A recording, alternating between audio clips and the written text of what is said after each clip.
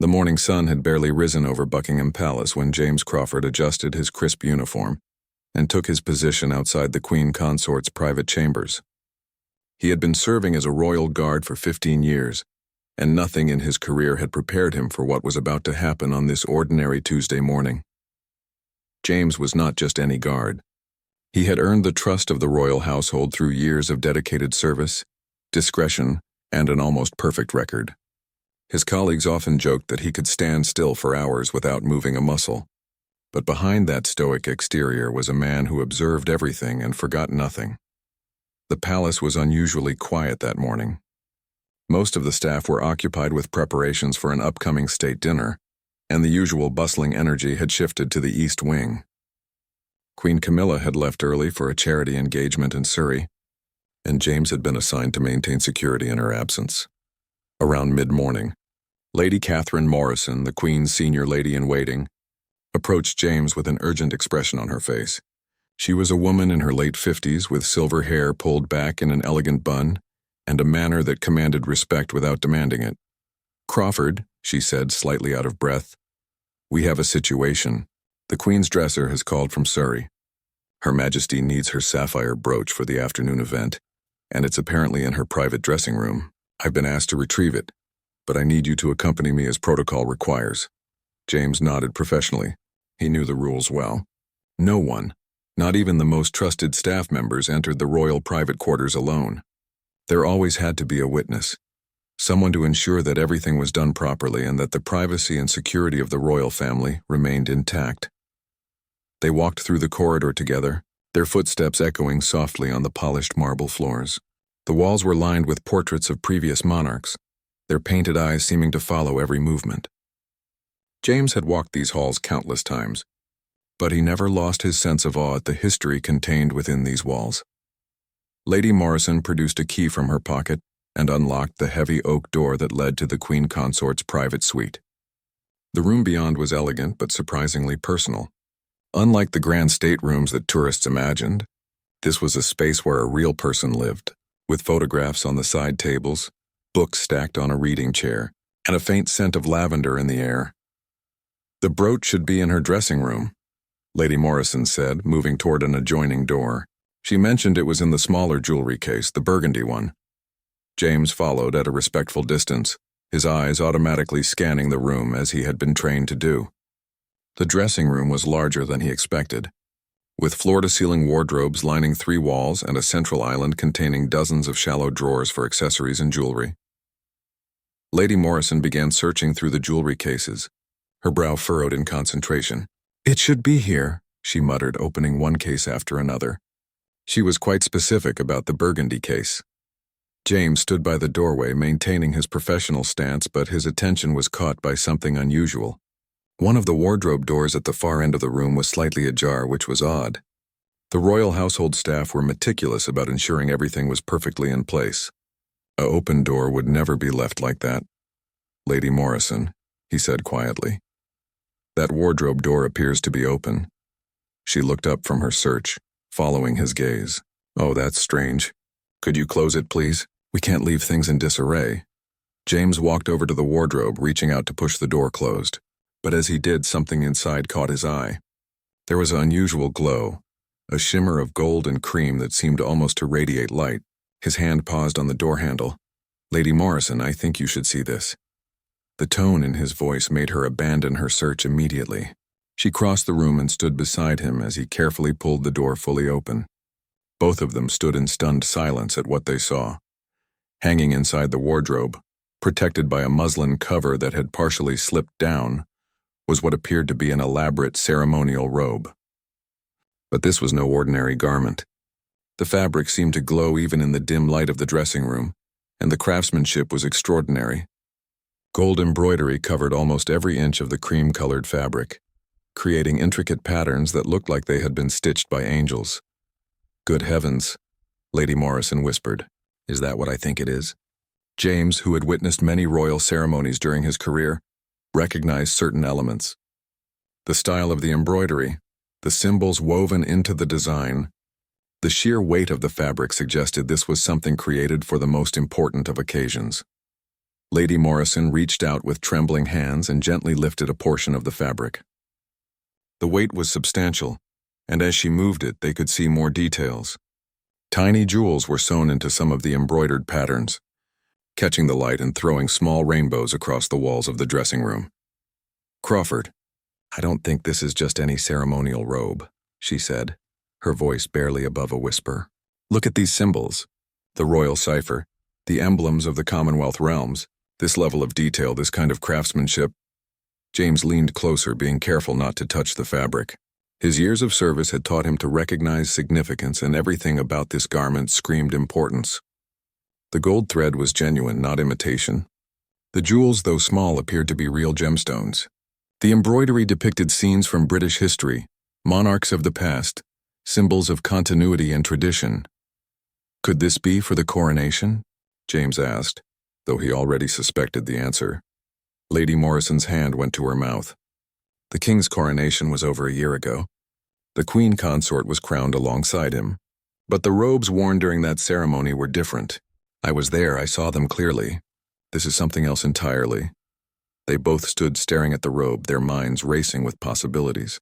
James had been present at the coronation, standing guard as he always did, watching the ancient ceremony unfold with its precise rituals and traditional garments. He had seen Queen Camilla's coronation robes, had admired their beauty and historical significance. But those robes had been borrowed from royal collection, pieces with centuries of history. This robe was clearly new, specially made, and it had been hidden away in a private wardrobe where almost no one would ever see it. "What should we do?" James asked, falling back on his training. "When in doubt, follow protocol."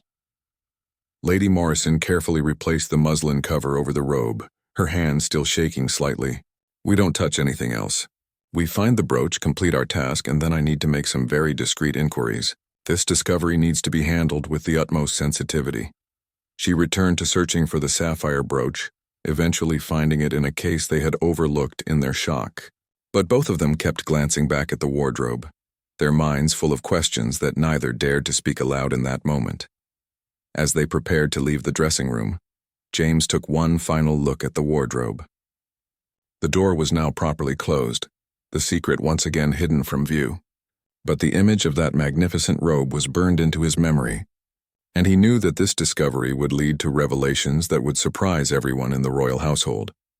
What they had stumbled upon was not just a beautiful garment.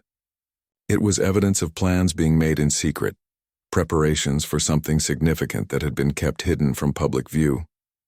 And James Crawford, a man trained to see but never speak, found himself at the center of a mystery that would soon unfold in ways none of them could have anticipated.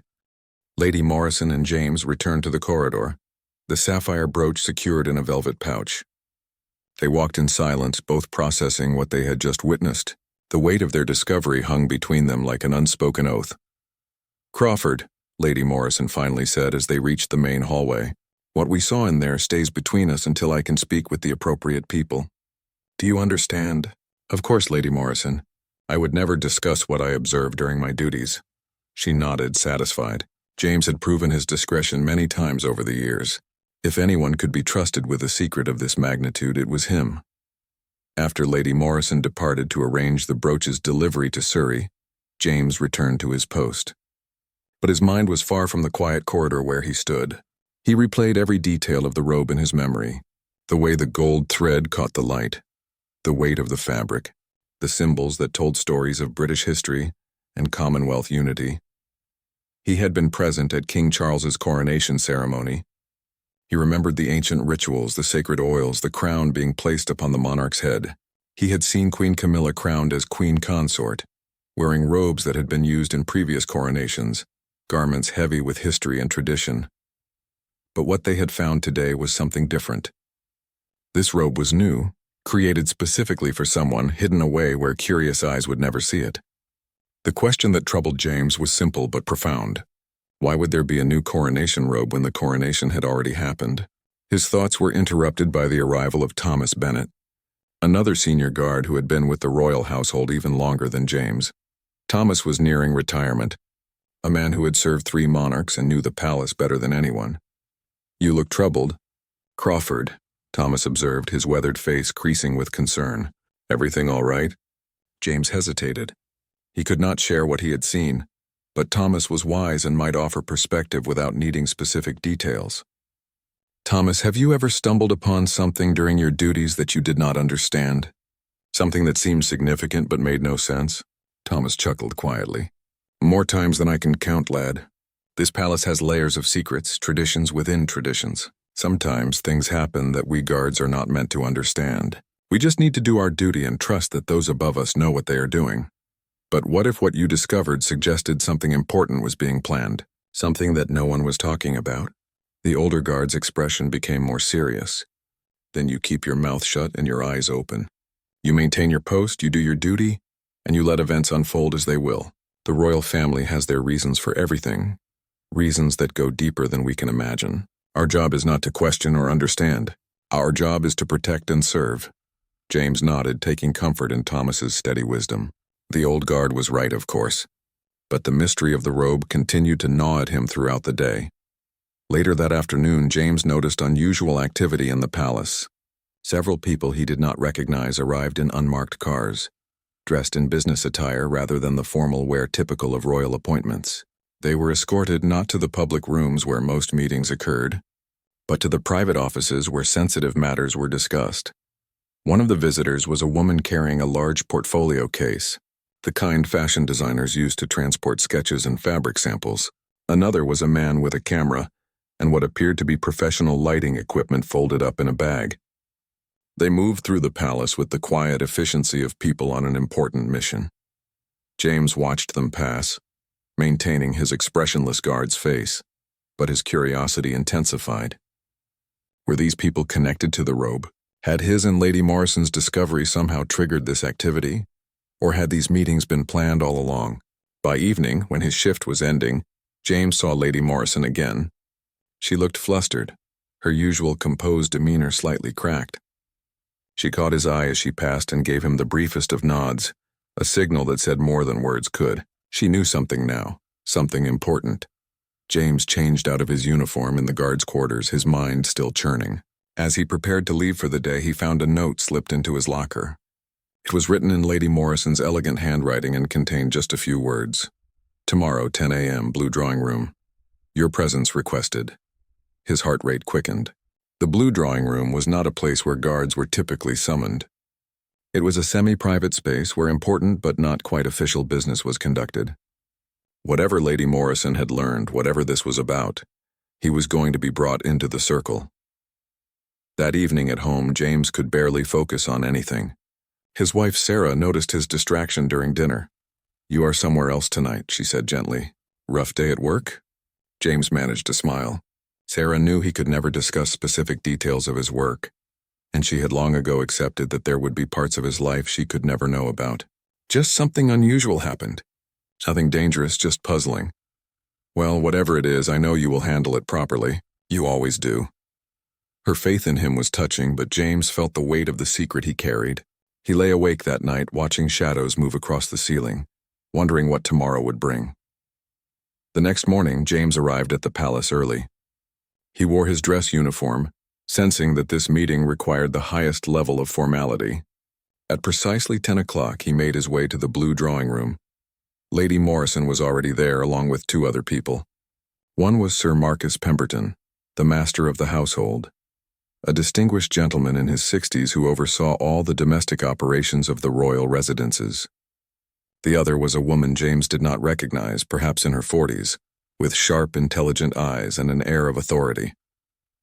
Crawford, thank you for joining us, Sir Marcus said, gesturing to a chair. Please sit down. This is an unusual situation and we need your complete discretion. James sat, his back straight, hands resting on his knees in the formal posture drilled into him during training. Lady Morrison spoke next. Crawford, after we made our discovery yesterday, I immediately contacted Sir Marcus. What you and I stumbled upon is part of something much larger, something that has been in planning for many months. The unknown woman leaned forward. Mr. Crawford, my name is Victoria Chen, and I am the private secretary to Her Majesty Queen Camilla. The robe you discovered is indeed a coronation robe, but not for a coronation that has already occurred. James felt his confusion must have shown on his face. Because Victoria continued with a slight smile. What very few people know is that there are plans for a separate ceremony, a coronation specifically for Queen Camilla. The ceremony last year crowned her as Queen Consort alongside His Majesty. But there has been discussion at the highest levels about holding a separate ceremony to crown her as Queen in her own right, recognizing her individual role and contributions. The revelation hit James like a wave. A separate coronation for the Queen. Such a thing had not been done in living memory. Queens consort were crowned alongside their husbands as Camilla had been. A separate ceremony would be unprecedented in modern times. This is obviously extremely sensitive information, Sir Marcus added. No final decision has been made, and if word leaked prematurely, it could create all sorts of complications, political and otherwise. The robe was commissioned months ago as part of the preliminary planning, but it has been kept absolutely secret. Your discovery yesterday was unfortunate timing, Victoria said, though her tone was not accusatory, but it also presents an opportunity. We need someone trustworthy, who can assist with security arrangements as this plan moves forward. Someone who already knows the secret and has proven their discretion. Lady Morrison met James's eyes. I recommended you, Crawford.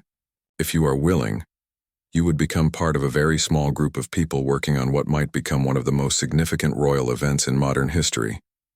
James took a deep breath, understanding the enormity of what was being offered and what was being asked of him. This was not just duty anymore. This was being brought into the inner circle, becoming part of history itself.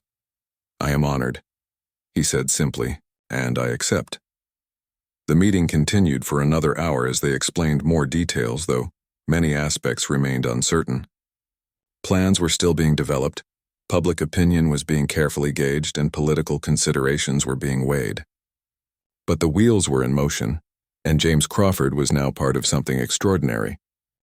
Over the following weeks, James Crawford found himself living a double life. To the other guards and most of the palace staff, he was simply doing his regular duties, standing at his posts, maintaining security, following the routines he had followed for 15 years. But several times each week, he would be quietly summoned to private meetings where the plans for Queen Camilla's potential coronation were being carefully developed.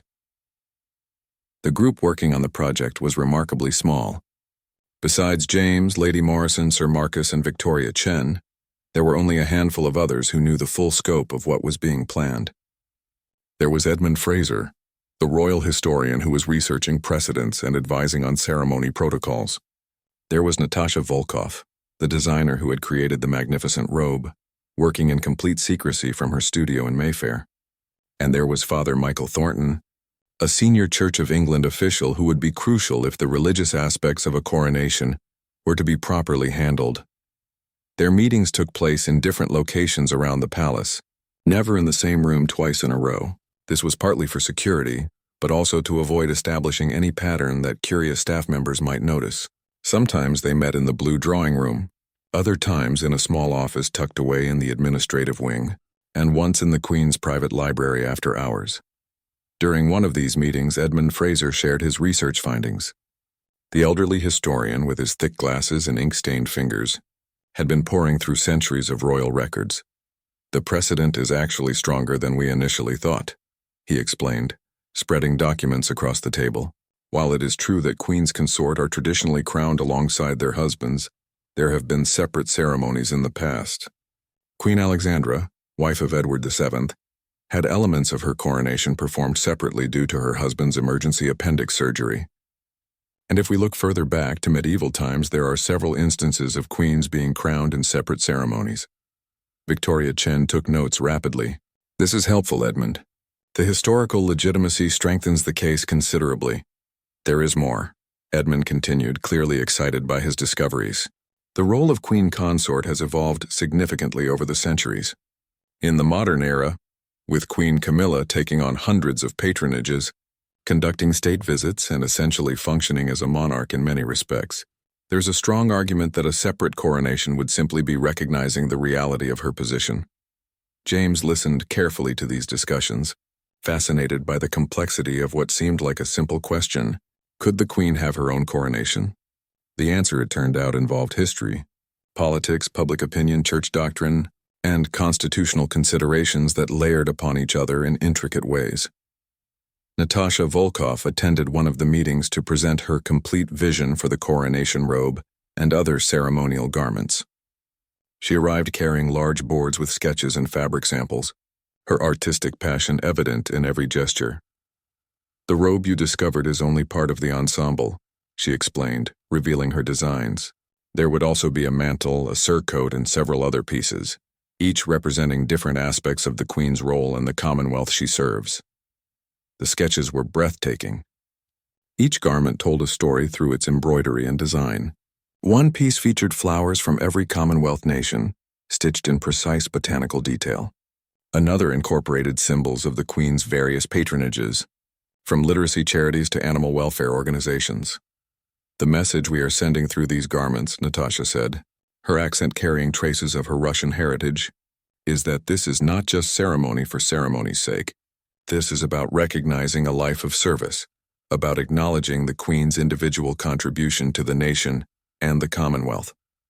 Lady Morrison asked the question they all wondered about. When would such a ceremony realistically take place? And where? Victoria Chen consulted her notes. "The timing is still being discussed at the highest levels.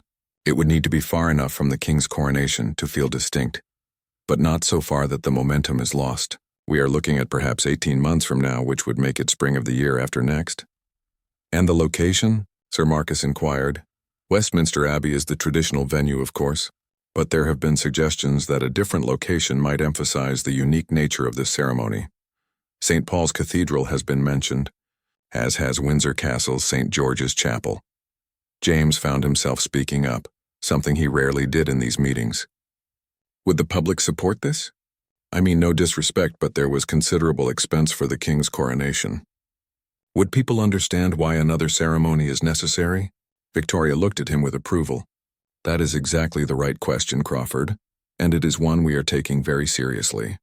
The public relations aspect of this is crucial. We cannot simply announce a coronation and expect everyone to be pleased. We need to build understanding, to help people see why this matters." Father Michael Thornton, who had been silent until now, added his perspective. "From the Church's viewpoint, the sacred aspect of coronation is about anointing and blessing. Queen Camilla was anointed during the King's coronation, but there is theological room for a separate ceremony that emphasizes her individual covenant with God and her people. We would need to be very clear about what this ceremony means spiritually." The meetings continued week after week, with each session revealing new layers of complexity. James learned about the diplomatic considerations. Which foreign dignitaries would need to be invited?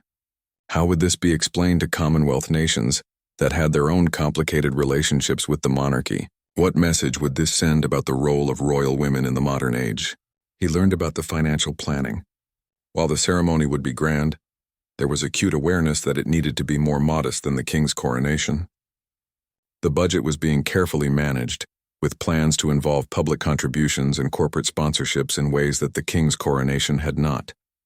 He learned about the security challenges, which was where his expertise became particularly valuable. A separate coronation would require all the security measures of a major state event, but with the added complication that it was being planned in secret. How could they scout locations, plan routes, and coordinate with police and military without revealing what they were planning for? During one late evening meeting, when most of the palace had emptied out for the day, Victoria shared something that she had clearly been holding back. "I want you all to know," she said quietly, "that Her Majesty herself has been reluctant about this entire plan. She is deeply honored, of course, but she worries about appearing presumptuous or about taking attention away from the King.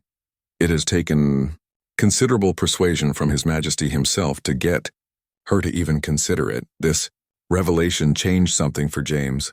Until that moment, he had assumed the Queen was driving this plan, that she wanted her own coronation. Learning that she was hesitant, that she needed convincing, made the whole project feel different, more poignant somehow. His Majesty believes strongly that the Queen's contributions deserve this recognition, Victoria continued. He has been her greatest advocate in this. He wants the world to see her not just as his consort, but as a queen in her own right. Lady Morrison wiped at her eyes discreetly. Even the usually composed Sir Marcus seemed moved. As weeks turned into months, James noticed subtle changes around the palace. Small tests were being conducted. The Queen began wearing more formal attire to certain events, as if trying out the more regal image she would project after a coronation. There were quiet conversations with key political figures, gauging support and managing potential opposition. James also noticed changes in how people treated the Queen.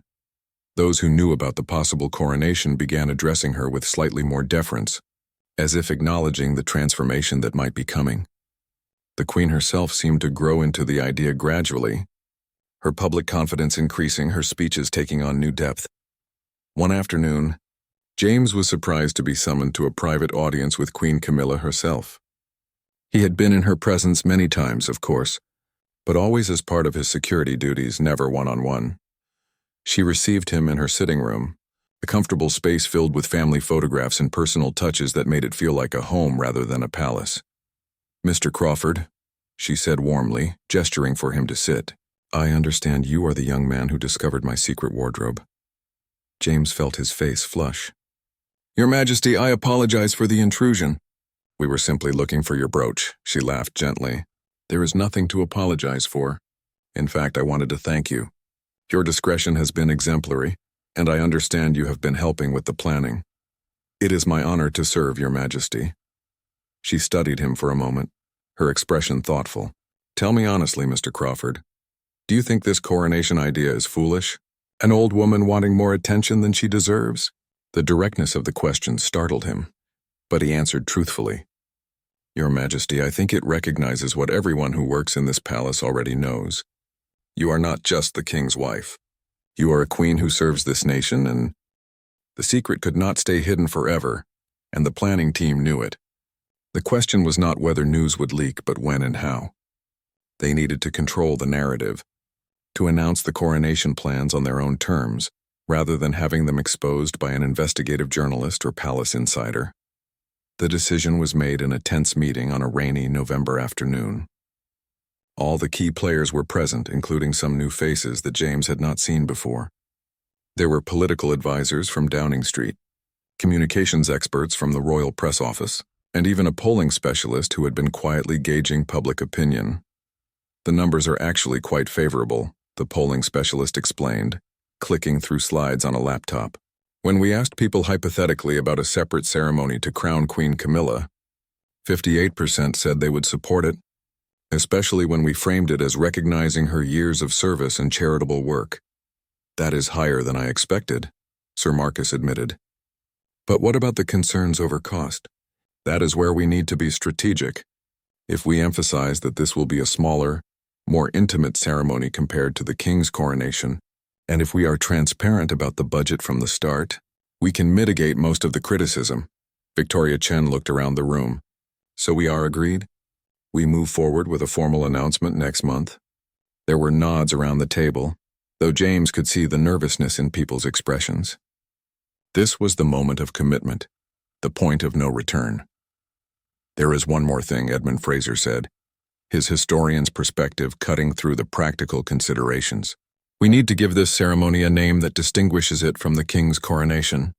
I suggest we call it the Queen's investiture, rather than a coronation. It is technically more accurate, and it emphasizes that this is something distinct and complementary to what happened last year." The suggestion was debated but ultimately accepted. The Queen's investiture it would be.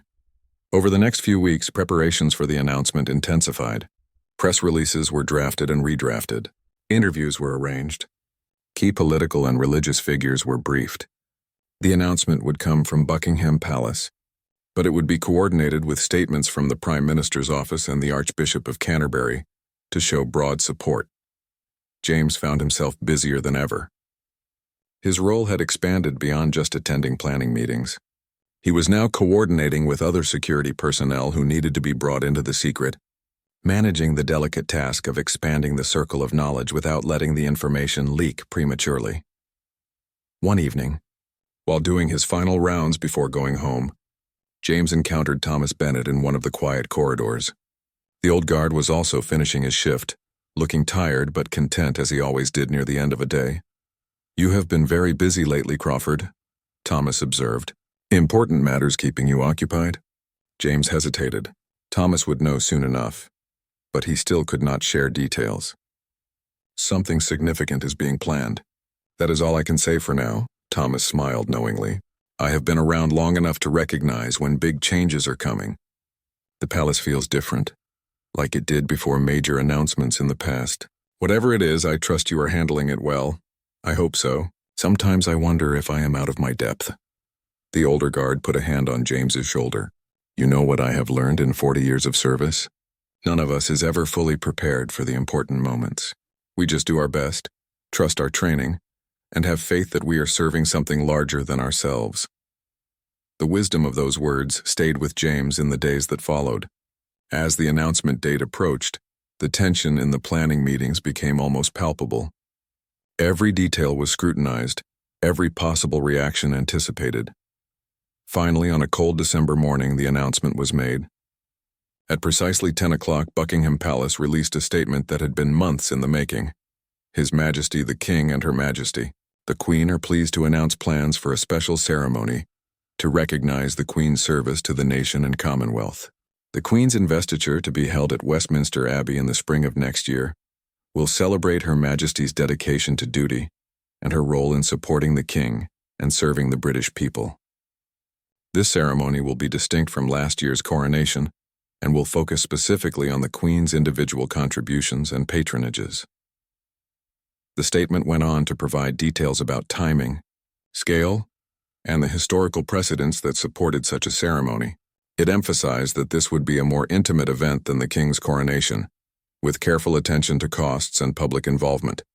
The reaction was immediate and intense. News channels interrupted their programming with breaking news alerts. Social media exploded with commentary, both supportive and critical. Newspaper websites crashed as millions of people tried to read the full announcement simultaneously. James, watching from his post in the palace, saw the first wave of reporters gathering outside the gates. Camera crews set up their equipment, correspondents practiced their pieces to camera, and the normal quiet of a winter morning was shattered by the roar of global media attention. Inside the palace, the atmosphere was equally charged. Staff members who had not been part of the secret rushed to learn more. Phones rang constantly as journalists sought comments and clarifications. The small team that had worked for months in secrecy suddenly found themselves at the center of international attention. Victoria Chen called an emergency meeting of the core planning team that afternoon. They gathered in the same room where the decision to announce had been made, but the mood was entirely different now. The secret was out, and they had to manage the consequences. The initial reactions are mixed as we expected, Victoria reported, looking exhausted but energized. The supportive statements from the Prime Minister and the Archbishop have helped tremendously. Most of the serious newspapers are being balanced in their coverage. The tabloids are more sensational, but that was inevitable. What about the polls? Sir Marcus asked. Real polls, not our hypothetical ones. Too early to say definitively, but the preliminary numbers look similar to our research. Slightly more support than opposition, with a significant portion of people saying they need to learn more before forming an opinion. Lady Morrison raised a concern that had been bothering several people. There is quite a bit of commentary suggesting this is unnecessary, that Queen Camilla is seeking attention or trying to compete with the late Princess of Wales's popularity. How do we address that narrative? By letting people see the reality, Father Michael Thornton suggested. The Queen's work speaks for itself. Her patronages, her charity visits, her genuine connection with people. If we can showcase that leading up to the investiture, the criticism will fade. Over the following days and weeks, James watched as the palace communications team executed a careful strategy. Television interviews were arranged, showing the Queen at work with her various charities. Documentary footage was released highlighting causes she had championed for years. Carefully selected journalists were given behind-the-scenes access, writing profiles that humanized her and explained her contributions. The coronation robe that James had discovered, the magnificent garment that had started this entire chain of events, was revealed to the public through a special exhibition. People could visit Buckingham Palace and see the craftsmanship up close, learning about the symbolism in every stitch and the story each embroidered element told. The public reaction began to shift.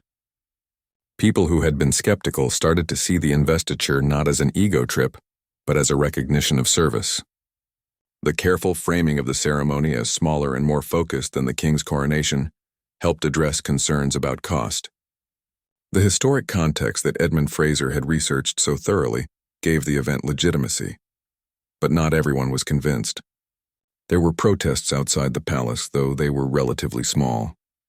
Republican groups argued that any royal ceremony was a waste of money. Some feminists criticized the idea that a woman needed a crown to validate her worth. Constitutional scholars debated whether such a ceremony was even legal under current law. James found himself thrust into managing security not just for the palace, but for the public debates themselves. When supporters and opponents gathered for rallies and counter-rallies, royal guards and police needed to ensure everyone's safety while protecting the integrity of the democratic process. One particularly tense day, James was assigned to accompany the Queen to a charity event in East London. Intelligence suggested there might be protesters and extra security was required. As the royal car pulled up to the community center where the event was being held, a small group of demonstrators indeed appeared, holding signs criticizing the monarchy and the planned investiture. The Queen saw them through the car window and surprised everyone by asking to speak with them.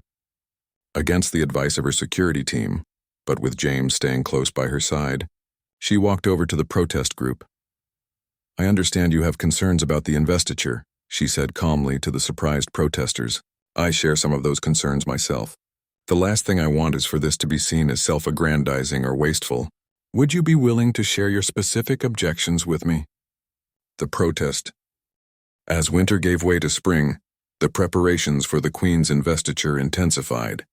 What had begun with James Crawford's accidental discovery of a robe in a wardrobe had transformed into a national event that would be watched by millions around the world. Westminster Abbey, the ancient church that had hosted coronations for nearly 1,000 years, began its preparations. Unlike the extensive renovations required for the king's coronation, this ceremony would use the existing infrastructure, keeping costs down while maintaining dignity and tradition. James found himself working closely with the Abbey's head of security, a former military officer named Colonel Patricia Hayes.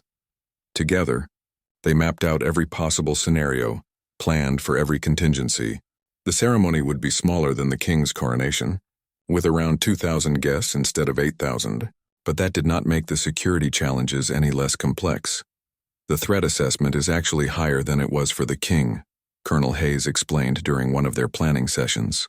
"Because this is more controversial. We are seeing more specific threats from extremist groups on both ends of the spectrum. Republicans who want to abolish the monarchy, and oddly enough, royalist traditionalists who think this ceremony is inappropriate." James nodded, reviewing the intelligence reports. "We have identified 17 individuals who require specific monitoring. 3 are considered high risk. They worked through scenarios late into the night. What if someone tried to disrupt the ceremony? What if there was a medical emergency among the elderly guests? What if bad weather forced last-minute changes to the procession route? Every possibility needed a plan. Every plan needed a backup." Meanwhile, the guest list was being finalized. Unlike the king's coronation, which had included representatives from every Commonwealth nation and heads of state from around the world, the Queen's investiture would focus more on people connected to the Queen's charitable work. Community leaders, charity directors, school teachers, nurses, and volunteers who had worked with her patronages would sit alongside foreign dignitaries and family members. This democratic approach to the guest list was controversial in some royal circles. Traditional courtiers worried it diminished the ceremony's gravitas. But the Queen herself had insisted, "If this is supposed to celebrate my service," she had said, "then the people I have served should be there to see it." Natasha Volkov, the designer, completed the entire ensemble of ceremonial garments. Beyond the magnificent coronation robe that James had discovered, there was now a mantle of state, a surcoat embroidered with symbols of the Queen's patronages, and several other pieces that would be worn at different stages of the ceremony. A special exhibition was created at Buckingham Palace, allowing the public to see these garments before the ceremony. James was assigned to security for the exhibition and spent several days watching thousands of people file past the displays, hearing their reactions. "It is absolutely beautiful," one elderly woman said to her companion. "You can see the love and care that went into every stitch." "I did not support this at first," a middle-aged man admitted to his wife. "But seeing the symbolism, understanding what each part represents, it changes how you think about it." James realized that the exhibition was doing more than just displaying beautiful clothes. It was telling a story, helping people understand what the investiture represented. Each embroidered flower, each symbolic element, spoke of service, dedication, and connection to the Commonwealth and the nation. As the ceremony date approached, James noticed the Queen herself seemed to transform. The hesitancy Victoria Chen had mentioned months ago had been replaced by quiet confidence. The Queen had embraced the investiture not as ego or vanity, but as a moment to highlight the causes she cared about and to inspire others to serve. In the weeks before the ceremony, she gave a series of interviews that were remarkably personal. She spoke about her doubts, her fears of seeming presumptuous, and how the king had encouraged her to see this as an opportunity, rather than an indulgence. "I am not doing this for myself," she said, in one particularly moving interview. "I am doing this for every person who has dedicated their life to service, who has worked quietly behind the scenes, who has wondered if their contributions matter.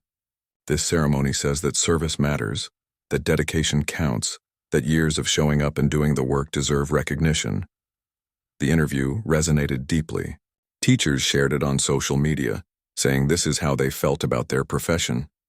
Nurses said it validated their calling. Volunteers at food banks and homeless shelters felt seen and appreciated. The investiture had become about more than just the Queen.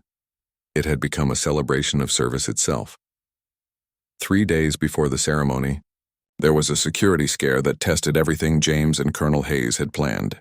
An anonymous tip suggested someone planned to release smoke bombs in Westminster Abbey during the ceremony. The tip was vague, possibly not credible, but it could not be ignored.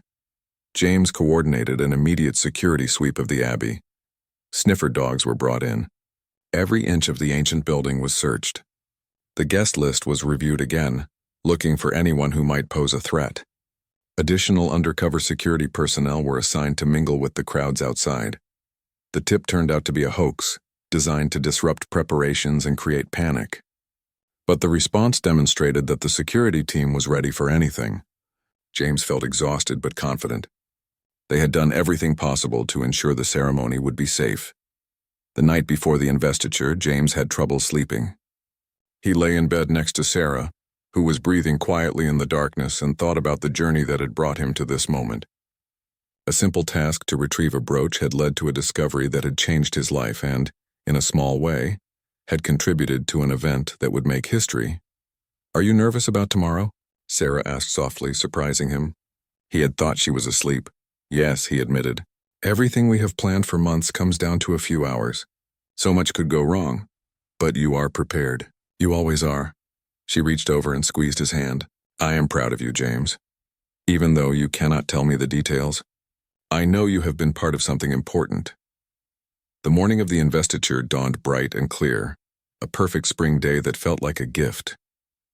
James arrived at Westminster Abbey before dawn, conducting final security checks while the city still slept. As the sun rose, London began to wake up. People started gathering along the procession route, some having camped overnight to secure good viewing spots. The atmosphere was festive but also thoughtful, different from the pure celebration of the king's coronation. This felt more intimate, more personal. Inside the abbey, the final preparations were underway. Florists added last-minute touches to the arrangements. The choir rehearsed one final time. Technicians tested the cameras that would broadcast the ceremony to the world. Everything was coming together. James took his assigned position near the entrance where the Queen would arrive. From here, he could see the front rows of seats filling with guests. He recognized faces from the charity world, people who had worked alongside the Queen for years. Their expressions showed genuine joy and pride, not the formal politeness of typical state occasions. The foreign dignitaries arrived, adding splashes of color with their ceremonial dress. But they were outnumbered by the community workers, the volunteers, the ordinary people who had been invited to witness this extraordinary moment. Then came the moment James had been anticipating and dreading. The royal procession began. The king arrived first, looking proud and dignified. Other members of the royal family followed, each taking their assigned seats. Finally, the moment arrived. The great west doors of Westminster Abbey opened and Queen Camilla appeared. She was not yet wearing the magnificent coronation robe that James had discovered in her wardrobe. That would come later in the ceremony. For now she wore a more simple gown, elegant but understated, walking with quiet dignity up the aisle of the ancient church. The organ swelled, the choir sang, and history unfolded. James stood at his post watching vigilantly for any sign of trouble, but also allowing himself to appreciate the significance of what was happening. Every person in that abbey, from the king himself to the most humble charity volunteer, was part of a story that would be told for generations. As the ceremony progressed, James saw the Queen's demeanor change. When she arrived, there had been traces of nervousness in her posture. But as the service continued, as she heard the words of blessing and dedication, as she saw the faces of the people who had come to support her, something shifted. When the moment came for her to don the coronation robe, the magnificent garment was brought forward on a cushion by two young people who had benefited from the Queen's literacy charity. The symbolism was clear and powerful. This was not about wealth or privilege. This was about passing something meaningful to the next generation. The robe settled on the Queen's shoulders, its weight both literal and metaphorical. The gold embroidery caught the light filtering through the abbey's ancient windows, creating an almost ethereal glow. This was the moment James had been working toward for months, the garment he had accidentally discovered now fulfilling its purpose before the world. As the Archbishop led the prayers of the ceremony reached its climax when Queen Camilla knelt before the altar. Unlike a traditional coronation where a crown would be placed on her head, this investiture focused on different symbols. A specially created scepter, representing her charitable work and service, was placed in her hands.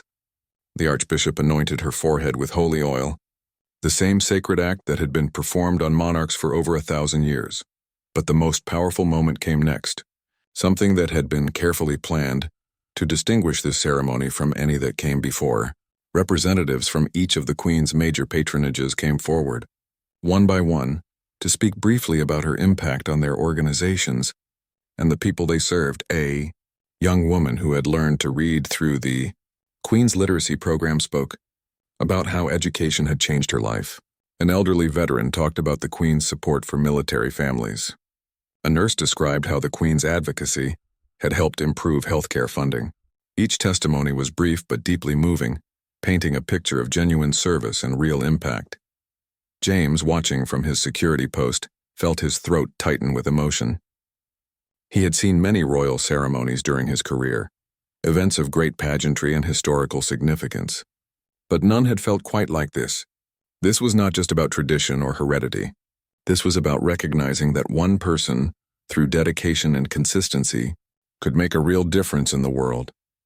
The Queen listened to each testimony with visible emotion, sometimes wiping tears from her eyes. When the final speaker finished, she stood and faced the congregation. This was the moment for her to speak, to address not just those in the abbey but the millions watching around the world. Her voice was clear, but carried the weight of feeling.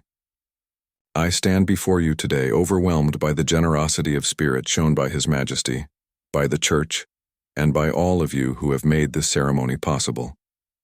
I never sought recognition or honors. All I have ever wanted is to serve, to be useful, to make some small difference in the lives of others.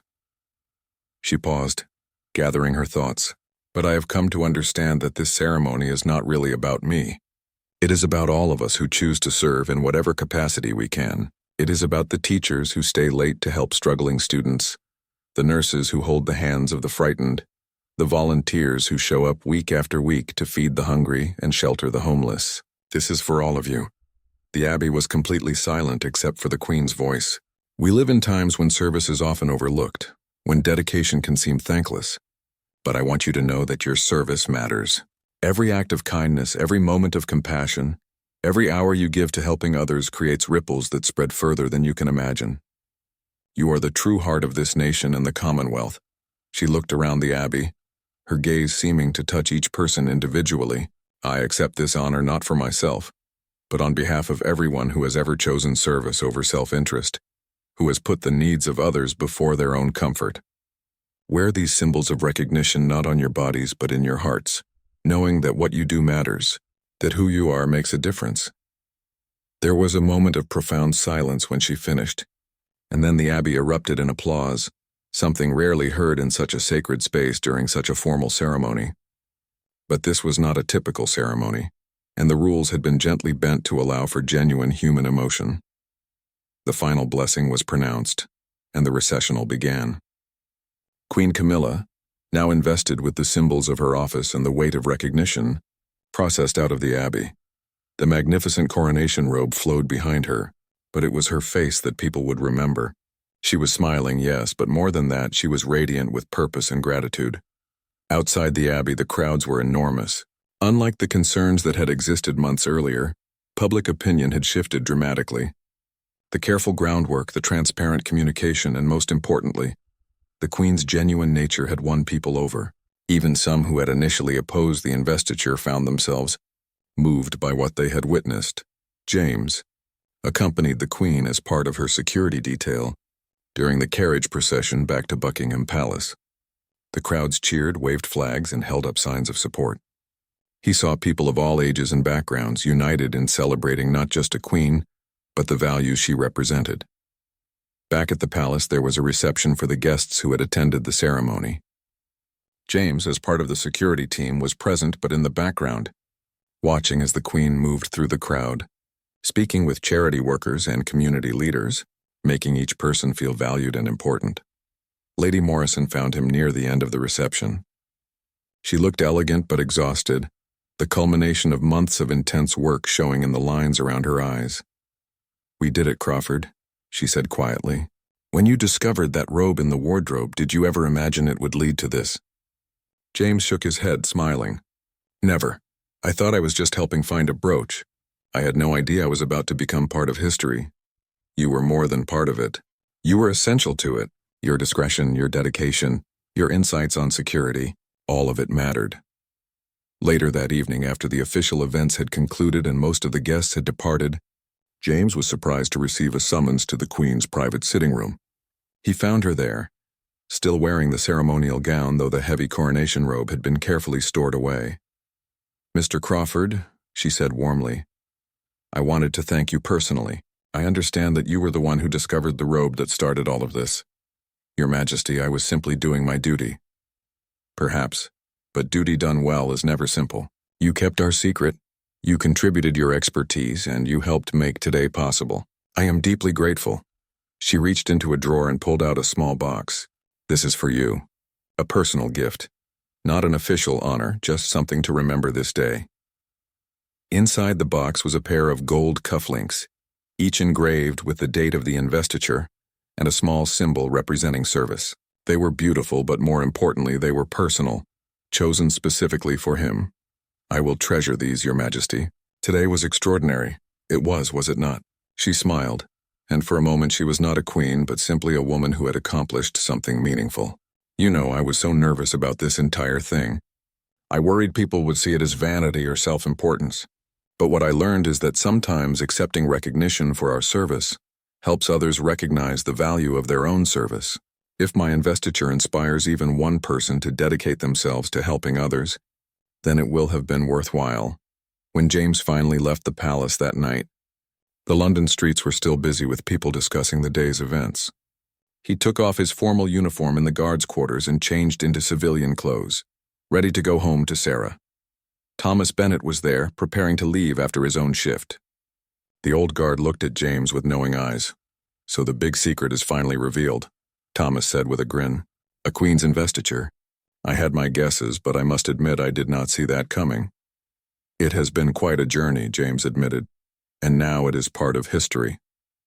Years from now, people will look back at this day and study it, discuss it, analyze it, and you, my friend, will know that you were there at the beginning, that your accidental discovery set it all in motion." James thought about that as he rode the train home.